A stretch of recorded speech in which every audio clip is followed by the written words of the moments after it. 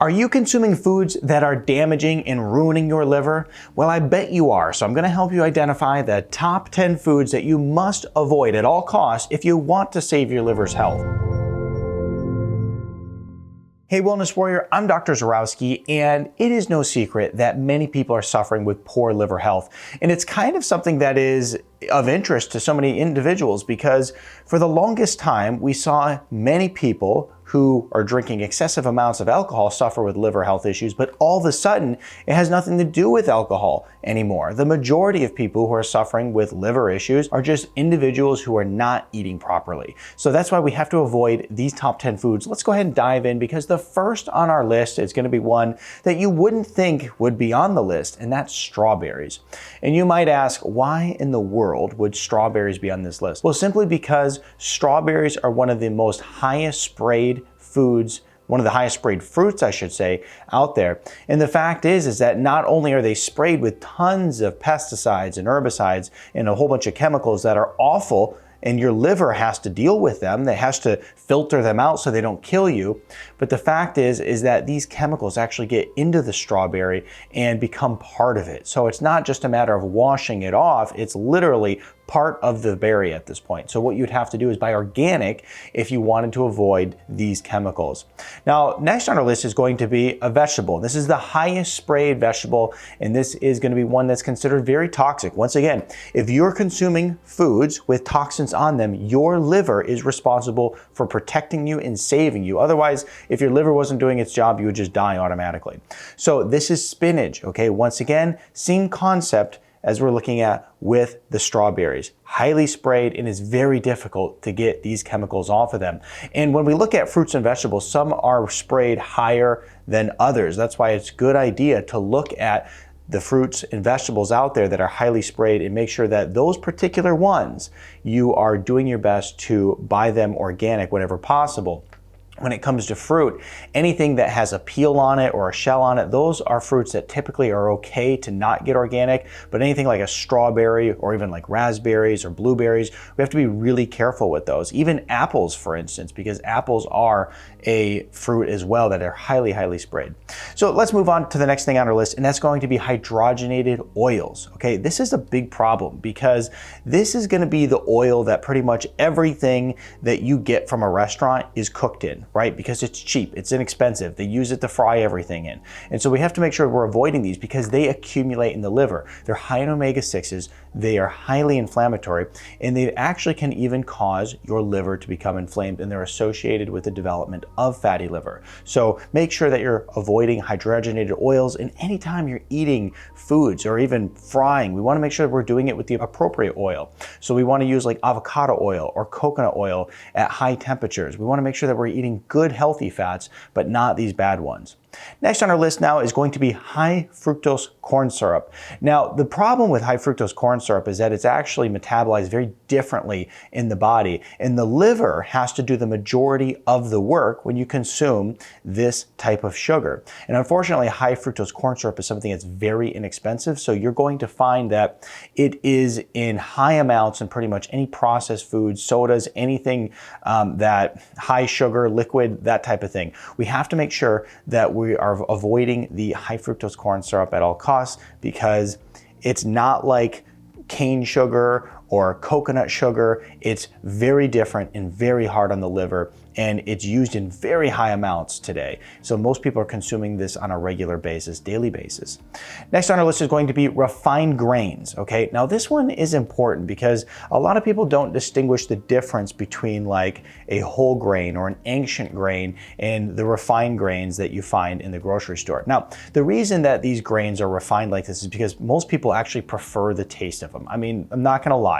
They give you good consistency, they give you a good flavor, but the fact is that many of them have added sugar, and then after you go in and you add sugar and you pull out many of the nutritional benefits from it, what you're left with is a carb that acts like a sugar.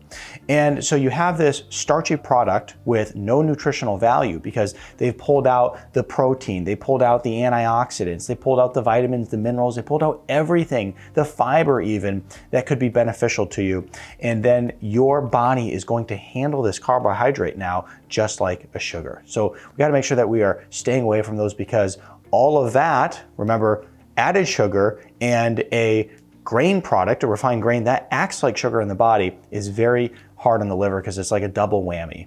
Now, next on our list is going to be canned foods, okay? And you might ask yourself, well, why would canned foods automatically be bad? Well, the fact is that canned foods have a problem because many of the cans are lined with BPA.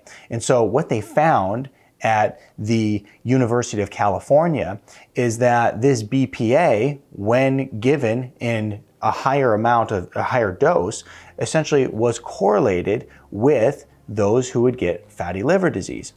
And so the thing is that's really important to know about this too is that sometimes you'll hear, well, just make sure that the can is BPA free. The problem with a lot of products, plastic products and canned goods that are BPA free, is that these companies, in order to go BPA free, just create another chemical that is a derivative of BPA, and now they can say they're BPA free, but in reality, you're getting pretty much the same thing. You're just getting a derivative of BPA that maybe hasn't been studied yet and identified to be associated with, cancer or fatty liver disease. And so we have to make sure that we're just staying away from like plastic altogether, and then making sure that we're buying like foods, canned foods that are coming from good sources that are not using chemicals within the lining of the can itself. So next on our list now is going to be MSG, okay? The Journal of Lipid Research found that MSG increases liver inflammation and fat accumulation. MSG is something that tastes good to the brain. It's something that's found in many fast food restaurants, wildly unhealthy for us, and also it's found in a lot of packaged foods too. So we have to make sure that we're avoiding that at all costs. So now that we're avoiding the MSG and some of these other ones, and we're making sure that we identify the top 10 foods that are going to damage and ruin your liver, we have to look to this next one, because I don't know about you, but I certainly grew up eating this kind of stuff. And this is fake cheese, okay? And you're thinking, well, what would fake cheese be? Well, think Velveeta, for instance.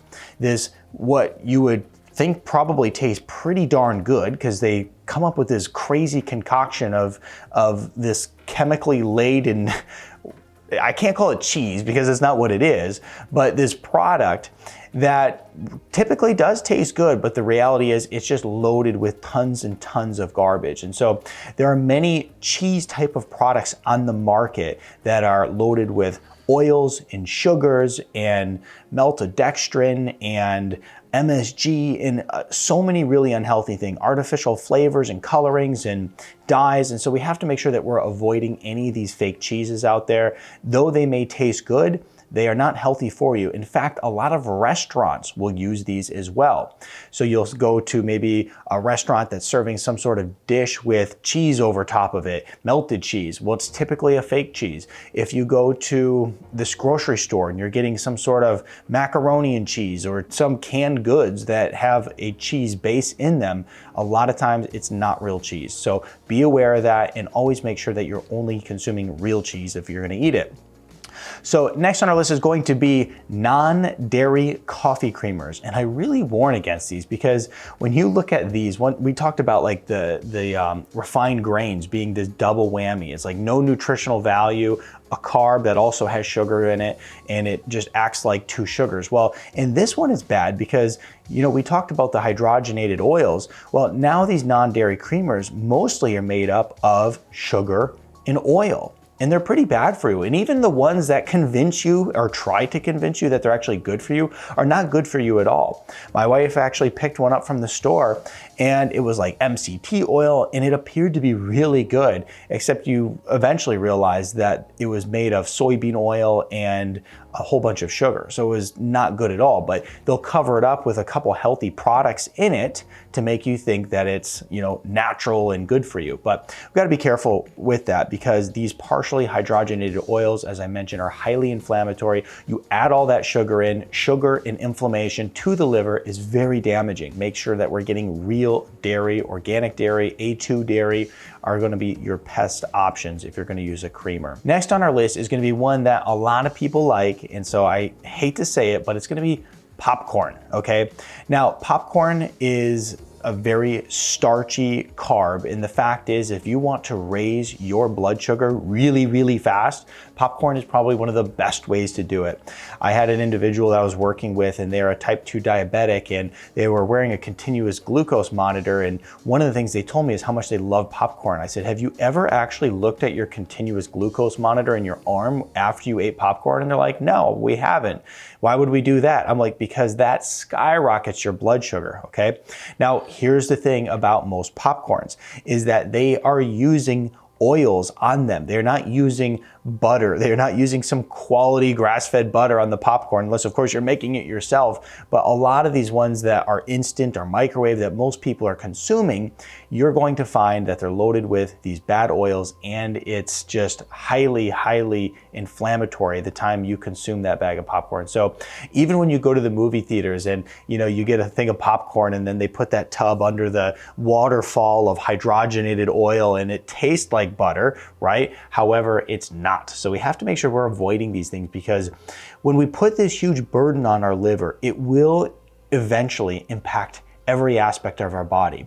Just the liver alone is going to eventually have a negative impact on the gallbladder. And then you see so many people having these negative gallbladder health experiences. They're getting their gallbladder moved all the time, gallstones, you name it. And then eventually you get to the point where you're getting a whole bunch of digestive issues because your liver is not functioning well. And then you get inflammatory issues and autoimmune issues.